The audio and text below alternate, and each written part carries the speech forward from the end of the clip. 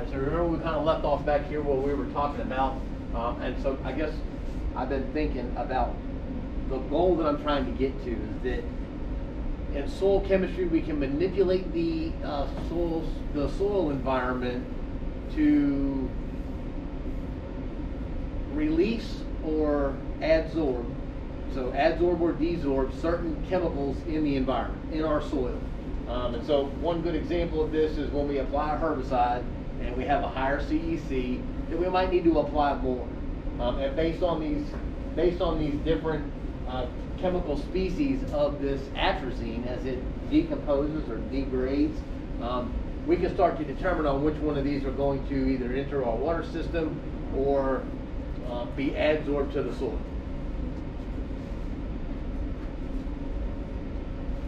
Remember I showed y'all that if we have a montmorillonite which has a greater CEC, this had a CEC, didn't show the CEC. But we know that smectite montmorillonite 2-to-1 clays, higher CEC, greater absorption. Why? And remember we started off here with our herbicides. And so because it was more tightly bound to the soil, we didn't get a response on our herbicide. And then I broke out into the nitrogen cycle, which we're going to discuss here in a little bit, just to kind of go over that. I know it might have blown some minds with the whole oxidation and reduction and where the hydrogens come from, but that is the ultimate goal of pretty much this lecture, is to understand where those hydrogens are going to come from, and if we know where they come from, then we can start to begin to neutralize them, or know that we're going to have to neutralize them and how much we're going to need to neutralize, and so we can have a lime requirement. And later on, I guess next week, we'll look at how we can start calculating mill equivalents, lime rates, and we can start to know how much acidity we're adding based on whatever fertilizer material that we're adding. We went over the 6 reaction types: absorption, desorption, precipitation, dissolution. And I think we had all of these 6 reaction types in the nitrogen cycle. Now, they may not all be in, let's say, the phosphorus cycle. I think we did have, I don't know that we had precipitation and dissolution necessarily in the nitrogen cycle. But for the phosphorus cycle, this is going to be our primary reaction that we're dealing with. Immobilization and mineralization in most of them as well. Isn't it that it doesn't volatilize in the phosphorus cycle? Ma'am? It doesn't volatilize. It does not volatilize. That is correct. Because it's pretty much it forms its own molecule, so it's not gaseous. Whereas ammonia is a gas, sulfur is a gas. So sulfur dioxide, we don't have phosphorus dioxide, right? So I guess that's based on where they are in the periodic table. But you are correct. They do not. Phosphorus does not volatilize, and neither does potassium, because potassium is kind of tied up in the mineral fraction of our soils.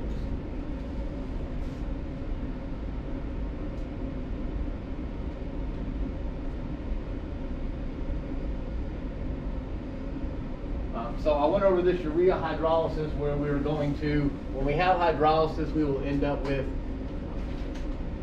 a dissociation of this water, and we end up forming ammonium carbonate. It undergoes another process, and ultimately we are left with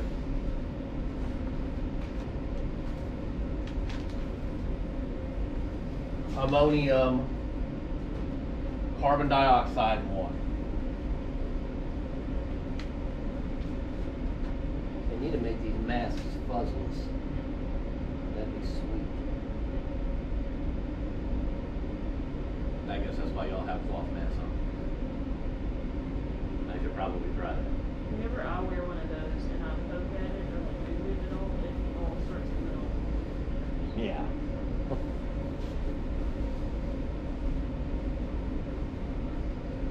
All right, so here we've consumed 2 hydrogens from the soil. And when we remove hydrogens from the soil, what happens to the pH? It becomes more alkaline, right? Which is, it becomes more alkaline. And so in soils, we don't like to use the term it is alkaline, because this may be a change from 5.2 to 5.25 or 5.3. Remember, we're on a log scale, so each one of those changes in a decimal is really a 1x change.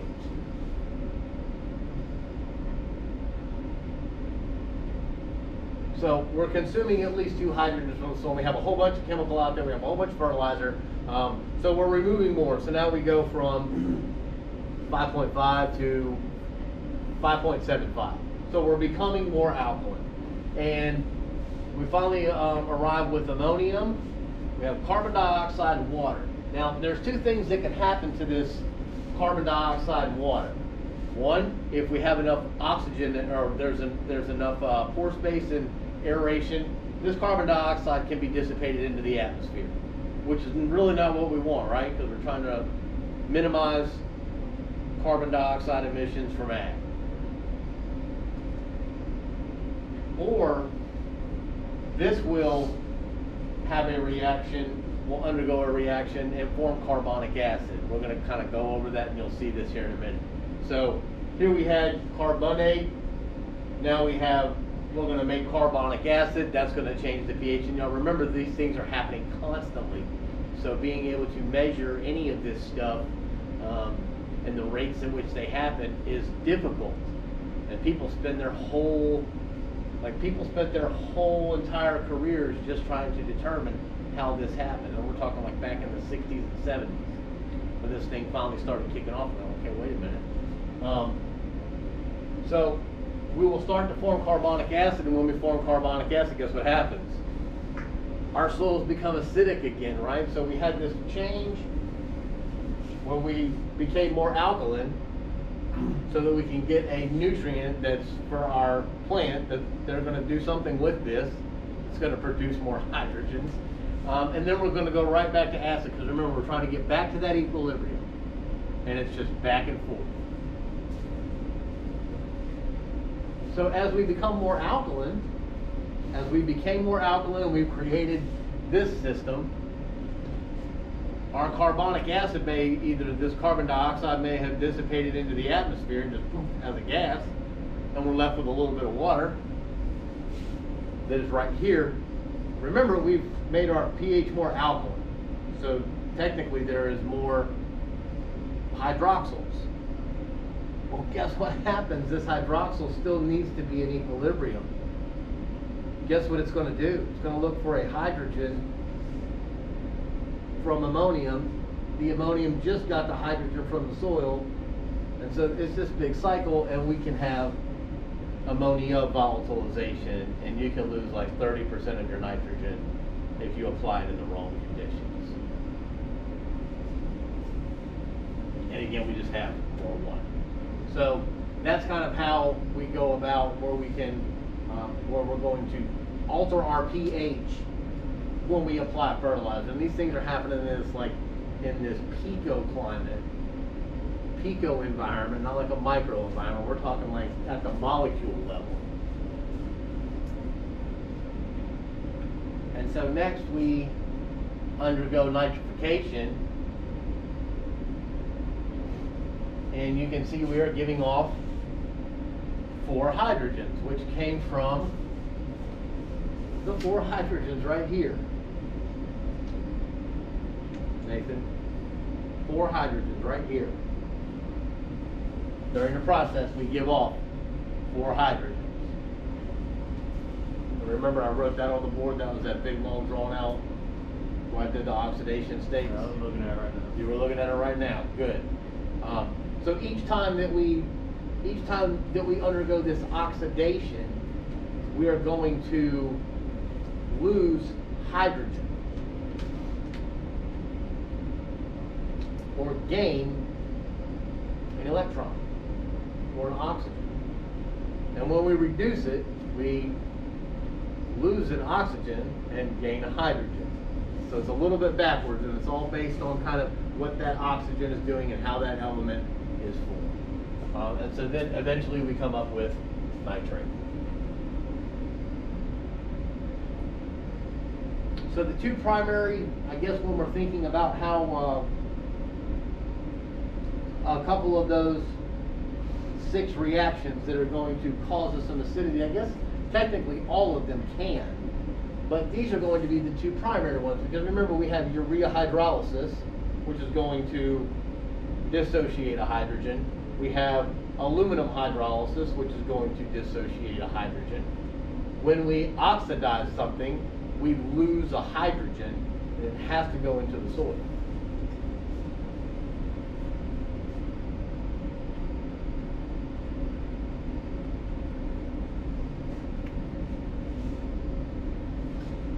One hydrogen, 2 hydrogens, 3 hydrogens, 4 hydrogens.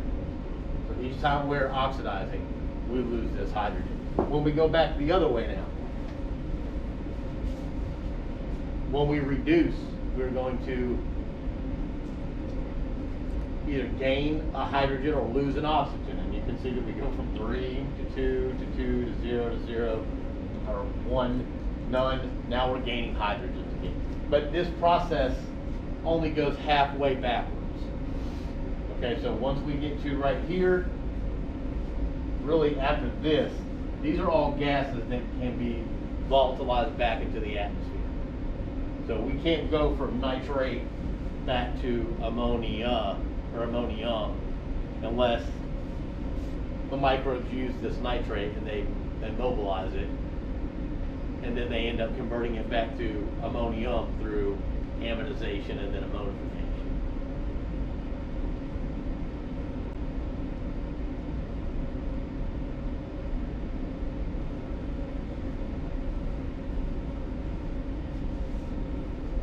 So acid rain,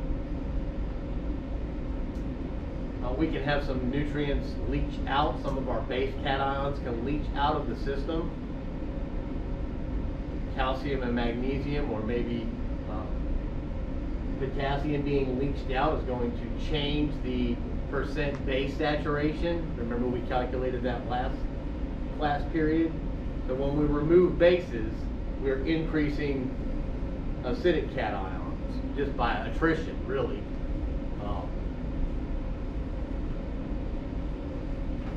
The nutrient uptake. So when we remove a nutrient from the soil, that's going to change the balance of the concentrations. Also, when we remove, I'll be going over how nutrient uptake and some of those other transformations increase soil acidity. It's better when I have the diagram. Soil organic matter, right? What are the 3 sources of pH-dependent charge?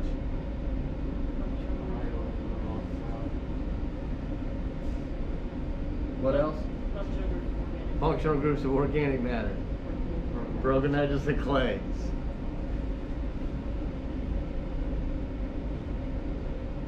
Here are the mineral exchanges and hydrolysis reactions. And then soluble salts and fertilizers are kind of the same thing. Okay, because we apply potassium chloride, which is a salt. We apply magnesium sulfate, which is a salt. Urea not so much, but it is going to affect some of the salt concentrations once it undergoes some reaction. Phosphorus.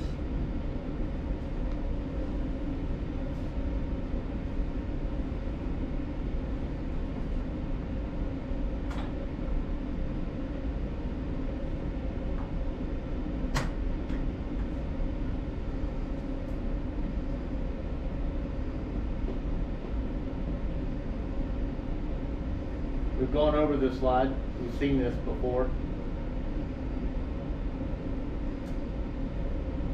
And this. And so our pH is going to influence our nutrient availability. And so while we may be in the School of Ag, and most of us are going to go on to grow crops, some may or may not, but when we think about environment, the pH is also going to dictate the availability of some of the other contaminants like arsenic and lead, selenium, tin, manganese, zinc, iron. Those are all, like, we can have some major toxicity. Manganese. We can have some major toxicities if our pH is out of balance.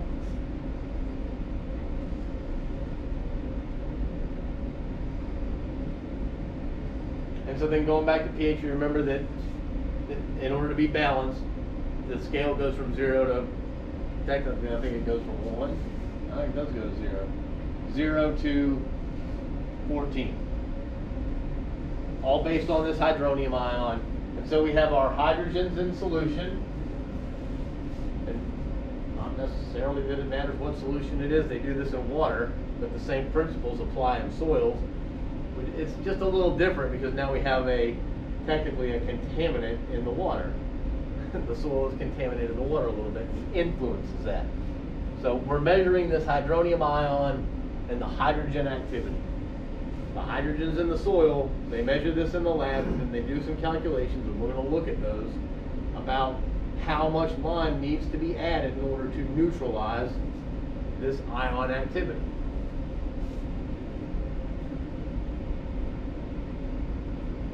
And then that as the negative log, this is technically decreasing, so our concentration is smaller. As the number is more negative, the smaller the concentration is. And so our pH would be 4. And we would have a larger, more acidic, more hydrogen. And that 1 pH unit per change is a 10x increase in acidity or alkalinity. So if we started at pH 7 and then we increased the pH by 2 from 7 to 5, the hydrogen concentration would increase, correct? So for each 1 point, from 7 to 6 would be 10x, from 7 to 5 would be 2x, from 7 to 4 would be 1,000, from 7 to 3 would be 10,000. I mean, so that log scale. And so because it's a log scale, it takes that much more lime in order to overcompensate for that and neutralize that acidity.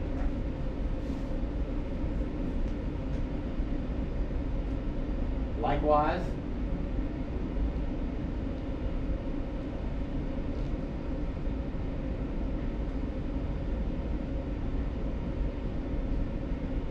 to go from a pH of 7 and decrease by 100, the pH would then be 9.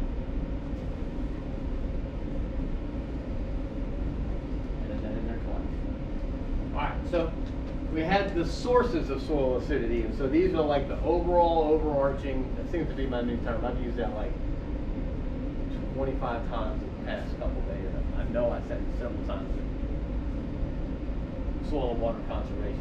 But the overarching, these are where we're going to we can think about how these processes influence and add hydrogens to the soil.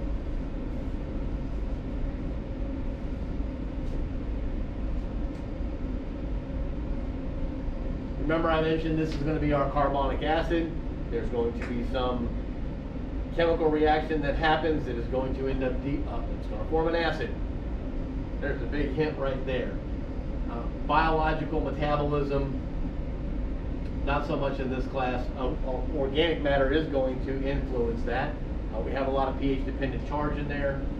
There's going to be that exchange of hydrogens back and forth with the soil. We'll look at nitrification and sulfur oxidation again. Remember that when we oxidize, we do what with hydrogens?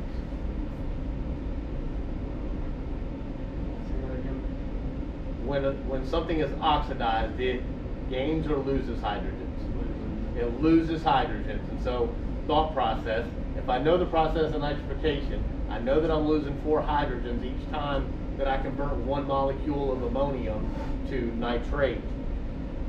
And I've got this many pounds of nitrate or ammonium out there, I can kind of start to think about how much acidity I'm about to apply back to my field when I do this fertilizer. Acid rain's a no-brainer, and then finally plant uptake of cations.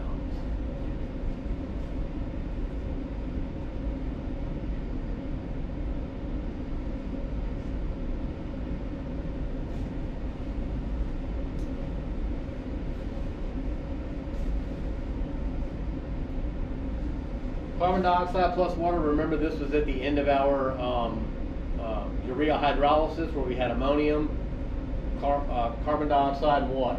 This forms a reaction to form carbonic acid, which is unstable, and almost immediately turns into bicarbonate and acid, this hydrogen. That's where we get one of those hydrogens from. And this is happening for each one of those ammonium molecules, so you can start to think of how this starts to affect on an exponential scale for each one of those that we have. There's the potential to lose one of these hydrogens during the formation of one ammonium molecule. Biological metabolism, accumulation of organic matter. We went over this. Nitrification, there's a hydrogen, two hydrogens.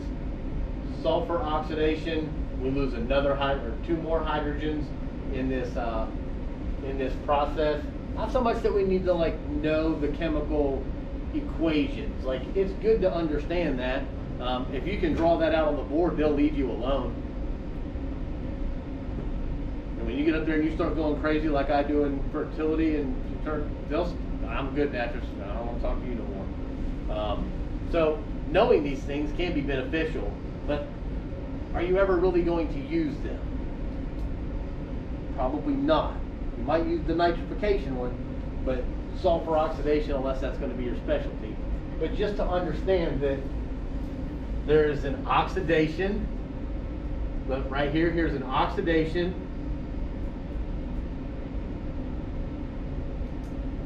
And we're going to get a hydrolysis. And that's where we get two hydrogens. Remember when we had that urea hydrolysis, we're giving off a hydrogen from the water. Hydrolysis meaning splitting of water. Yeah, when you start getting to 3.5 oxygens, you've exceeded the limit of what we do in here. I tend to like whole numbers.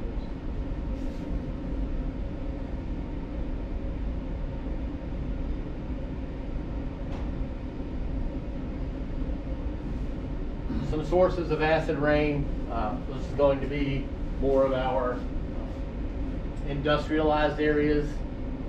Also, we have a lot of coal in these areas, so we're giving off sulfur dioxide through through fossil fuel combustion. And even though we have the Clean Air Act, we still have this acid rain. And so, what do you do about that? How do you fix acid rain? Do you just shoot a bunch of lime in the air and hope and pray that it reacts? So these are the things you can't control, but you can account for it.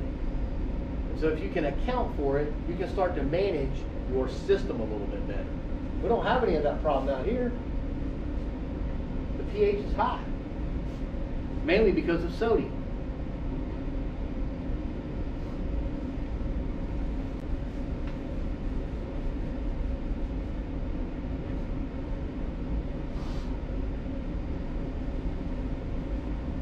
And so some of these NOx gases will come from industrialized processes, but also from an agricultural standpoint. These can be given off during the denitrification process of the nitrogen cycle. So we want to make sure that we're getting the completion of that cycle, at least of that process, the denitrification process, so that we're giving back N2 gas, which is not harmful to the environment.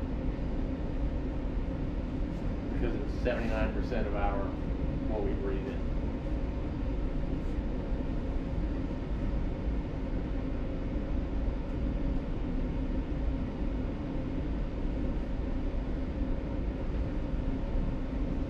All right, you don't need to write this down. Don't write this down. Don't go crazy. Again, Michaela's having flashbacks. Just to understand the concept of how our plants, and through nutrient uptake, are giving back hydrogens to the soil. So not only are we fertilizing, not only are we have this problem with acid rain, but we also have this problem with our plants going against everything we're trying to do. We're giving you some food, and you're just crapping all up in our soil. Crapping as in like you're making it more acidic. Ungrateful. How dare you? So the long and the short of this is that there are hydrogens in the plant. I wonder if I've got that. So there are hydrogens in the plant that will diffuse out of this membrane into the soil solution.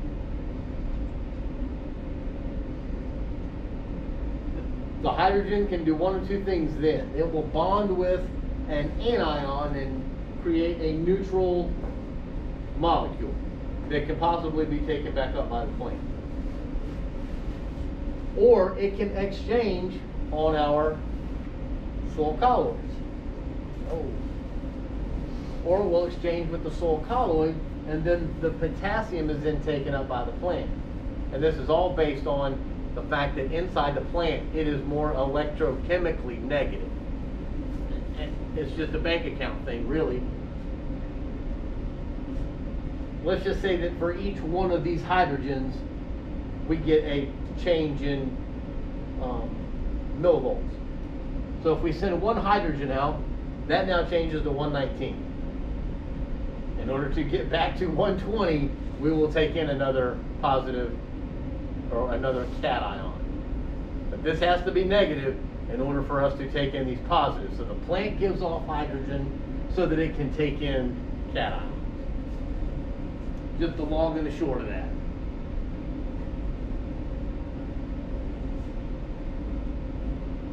Still ingesting, Nathan? Okay. We can talk about this if y'all want. But Kayla's like, no, hurry up, change the slide, change the slide. But still to understand, look, like you're not necessarily calculating this from the plant, but you can account for it and go, the plants are also giving back hydrogens as well. So this is how our soil is becoming acidic even after we apply lime in the spring. Just to understand that there is hydrogen being added back to the soil from the plant. Next, we have an aluminum hydrolysis reaction. When we are hydrolyzing water, we're adding a hydrogen back. And this hydroxyl is what is binding with this aluminum. So we don't get the pH change because we have just because the hydroxyl is there, we're not getting a pH change. It's binding or associating with this aluminum right here, AlOH, and we put out a hydrogen. Well, we're continuing to hydrolyze water, and now we're putting out another hydrogen. And this process continues on and continues on until we get about here. Then it's done, and then another aluminum hydrolysis reaction will happen and form another mineral. But just to understand that hydrolysis is going to release a hydrogen.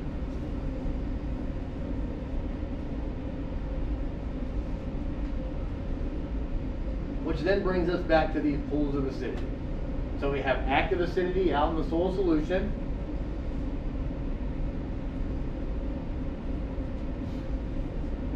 This is what we measure in the lab. This is the easiest to neutralize. This is kind of held to the soil colloid. There's not a lot of them. As you can see, the concentration is not that great. But the concentration on the inside is, and so while we neutralize this, the exchangeable acidity, here is our diffuse double layer. The exchangeable acidity will add hydrogens back to the soil based on diffusion.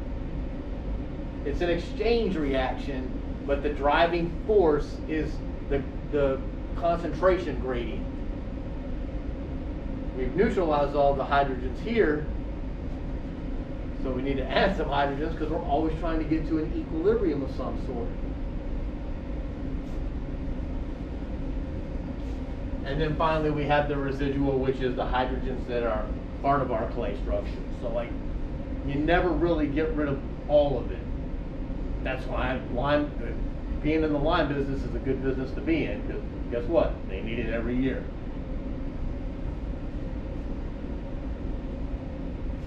And so in a lab, you'll typically get the active, and you might get the exchangeable acidity.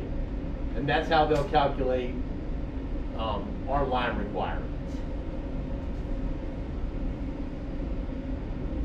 We went over this. If you got a sandy soil, you need less lime compared to if you have a clay soil, because there's not as many exchange sites in a sandy soil because there's less clay.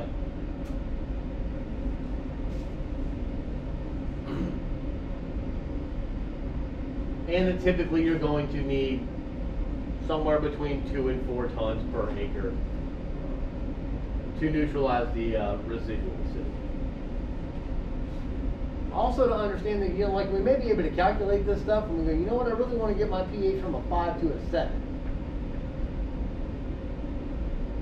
You got to take you're trying to remove 100 times the exchangeable acidity to go from 5 to 7.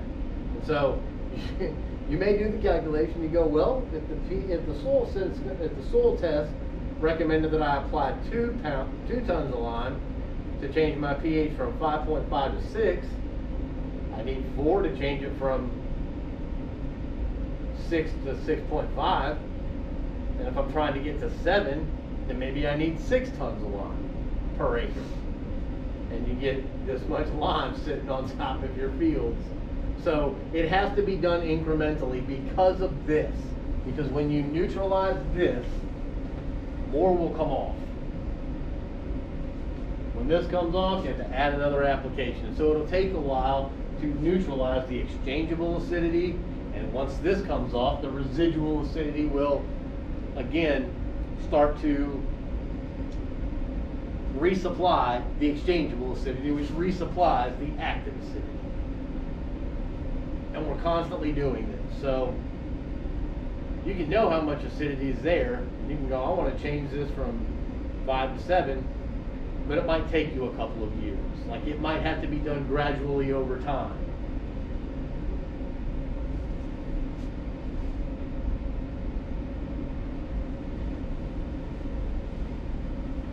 We really kind of went over this, and this is where we were at the use of the cation saturation. And so when we know what our acidity, our acid saturation is, we know what our base saturation is, we can start to determine either A, how much calcium that we have, can we still hold on to this, what is the CEC, and what is the base saturation, how do we go about fixing that?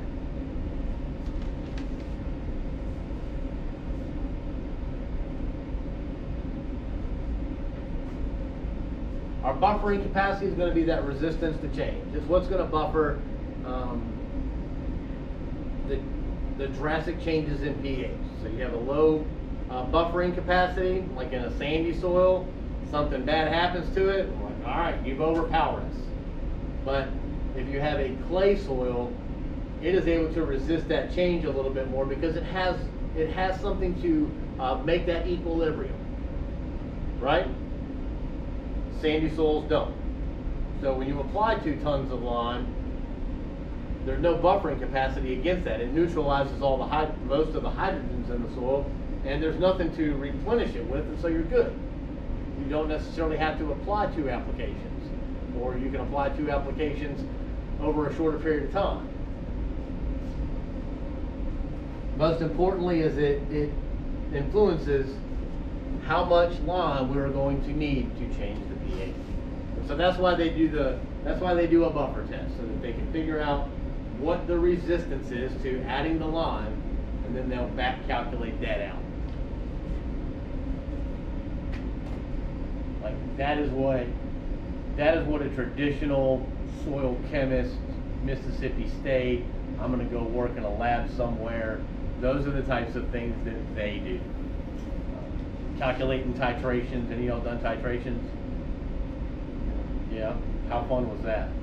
It was not fun. It was not fun. Some people love that stuff. I loved working in a lab, but it's not fun. But there are some people out there who love doing that stuff, and they're chemically driven. They like the chemistry of it. Hey, rock on, cool. When am I going to have those samples done? That's what I need to know. When am I have my results done? Again, 3 sources of pH dependent charge. So here we have the hydrogens dissociating, forming water. We have a change in charge. In acidic soils, the hydrogen concentration, so that residual, the exchangeable acidity will then now come in once we've removed these hydrogens in the soil. The exchangeable acidity will come in, supply hydrogens to the soil that will then associate with the negative charges, and now we're back to equilibrium. Our plants are continuing to add hydrogens to the soil. We've applied a whole bunch of fertilizer, and we live in Tennessee or Mississippi or any one of those areas that have a lot of acid rain. We live right next to a coal mine or some whatever. So now we're having that acidity being added to it. And we can get this overabundance of hydrogens in the soil and possibly protonate this functional group of organic matter. But then that will change right back as we add lime, things of that nature. Here we go back to cation exchange, and we have a hydrogen in the soil, a hydrogen that can be adsorbed. This is going to change the pH. So acidic soil, technically, right? We're talking just theoretically, acidic, more alkaline, just in this one exchange, right? Because we've removed a hydrogen. Now we are adding a base cation back to our soil. Here the same way. Acidic soil, or more acidic, exchanges with this calcium, and now we have calcium 2+ in the soil solution. Back to our fertilizers. Some of our human influence.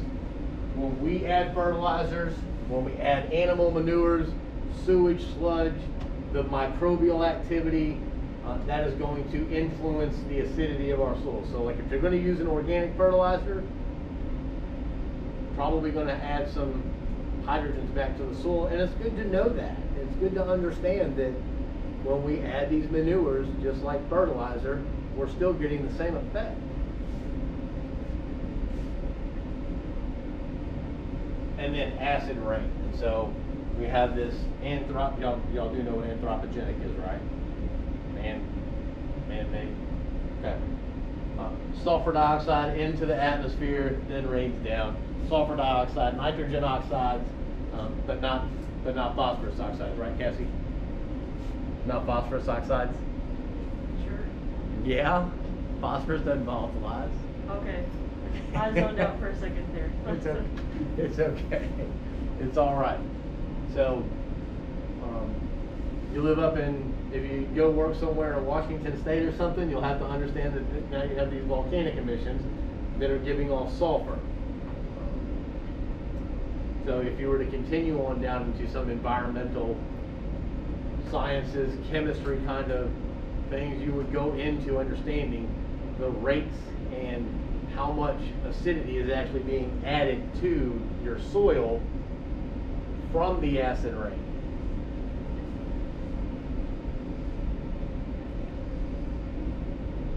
And then those are some of the effects, and that's ultimately why we're here, right?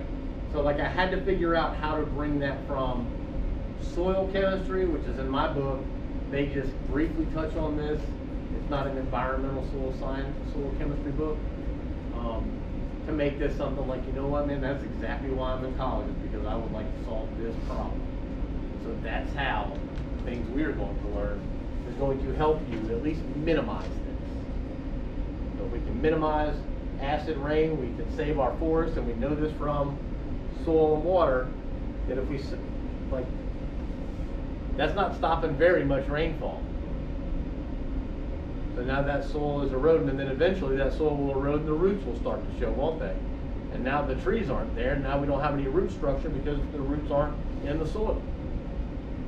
All the rest of that soil is going to erode, and then you get some erosion, and next thing you know, this whole forest just slid off.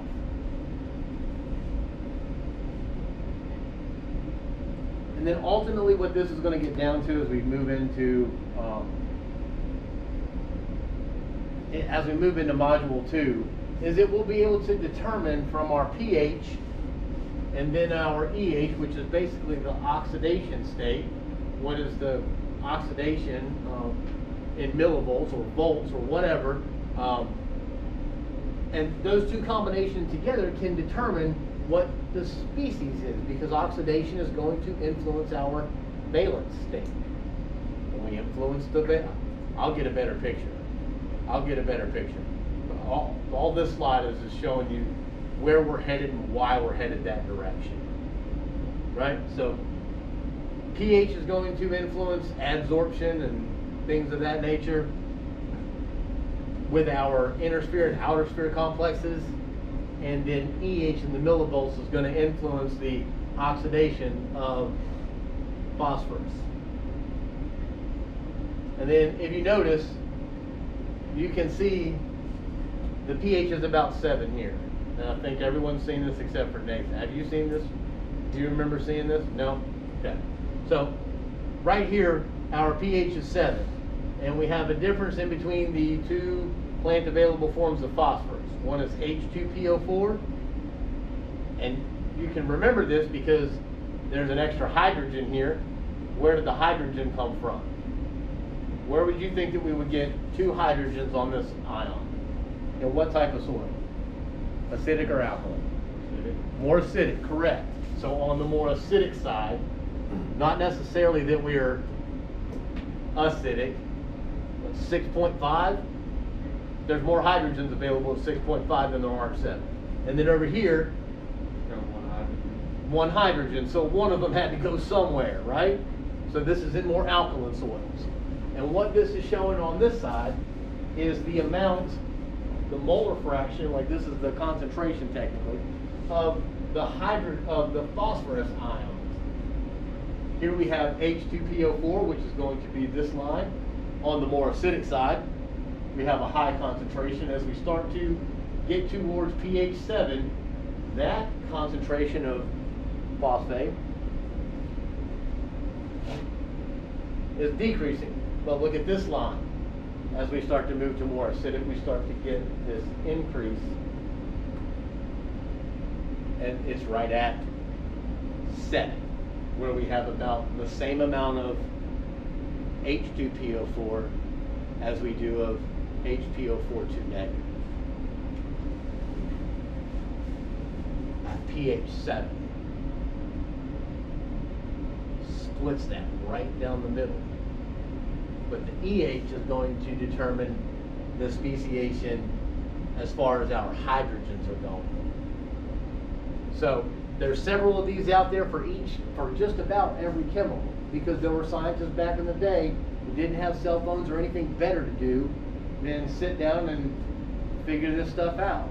So arsenic, lead, selenium, sulfur, iron, any of those that you have, once you understand how to read and understand this pH-EH chart, you'll be able to understand what species is there. And when you know what species is there, then you can start to manipulate the environment to change the speciation. Whether you're going to reduce it and change from SO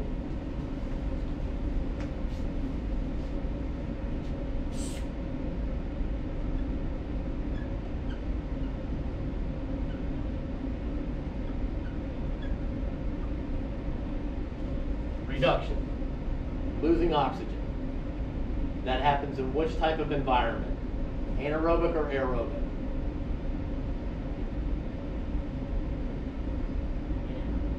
Anaerobic. So a reduction is likely to happen in an anaerobic environment. Oxidation is likely to happen in what kind of environment? aerobic.